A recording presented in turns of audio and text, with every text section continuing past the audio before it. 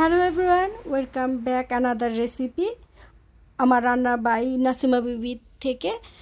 আজ নিয়ে এসেছি চিংড়ি মাছ দিয়ে পুঁই শাকের তরকারি রেসিপি। এটা আমার একটা ফেভারিট ডিশ, আর আমি এটা ইলিশ মাছের তেজ মাথা দিয়েও রান্না করি, চিংড়ি মাছ দিয়েও রান্না করি। আমি রান্না শুরু করে দিয়েছি, পেঁয়াজ আর রসুন তেল গরম করে দিয়ে দিয়েছি। এবার আমি এটাকে একটু হালকা লাল করে মশলা দিব। যেহেতু এটা শাক ভাজি, মানে শাক রান্না, তো আমি এখানে সামান্য মরিচ গুঁড়া দিলাম, 1 চা চামচ হলুদের গুঁড়া দিয়ে দিলাম। শাক তাই আমি আর অন্য কোনো কিছুই দিব না, আর একটু লবণ দিয়ে দিলাম পরিমাণ মতো লবণ। এবার আমি এটাকে একটু নেড়ে চেড়ে ভুনে নিব। এবার দিয়ে দিব বেছে নেওয়া চিংড়ি মাছ, দিয়ে দিলাম চিংড়ি মাছ।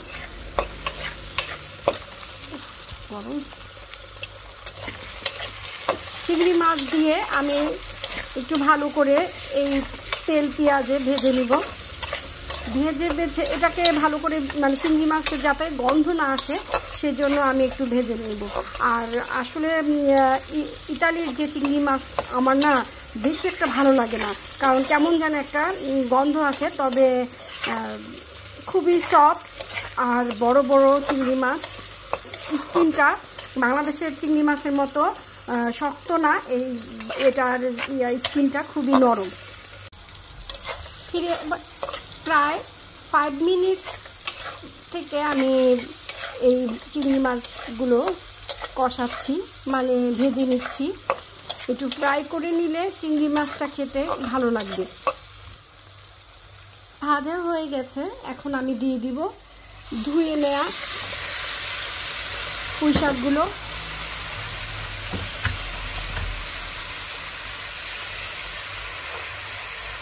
এখন একটু ঢেকে দিলেই পুঁই শাকটা নরম হয়ে কমে আসবে, ঘাবড়ানোর কিছুই নাই।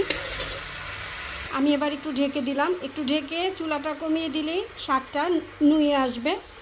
চলে আসলাম 2 মিনিট পর, দেখতে পাচ্ছেন শাক নুয়ে গেছে। এখন আমি এটা উল্টে পাল্টে ভালো করে একটু নেড়ে চেড়ে দিলেই আমার শাকটা একদম পারফেক্টলি রান্না হতে থাকবে। ফিরে আসলাম আরও 5 মিনিট পর। দেখুন, এই শাকগুলো কিন্তু আমার ফ্রিজে ছিল, আমি ফ্রিজ থেকে বের করে কুটে বেছে নিয়েছি। কতটা সবুজ কালারটা আছে দেখতেই পাচ্ছেন। আমি এইভাবে সবুজ সবুজ করেই তরকারিটা রান্না করব। আর এভাবে এখন আমি চুলাটা একদম কমিয়ে দিয়ে আস্তে আস্তে রান্না করতে থাকব। তো আমার রান্না প্রায় শেষই, বুঝতেই পারছেন। তো আমি এটা চুলাটা একদম কমিয়ে দিয়ে ঢেকে, বাস আমার রান্না শেষ।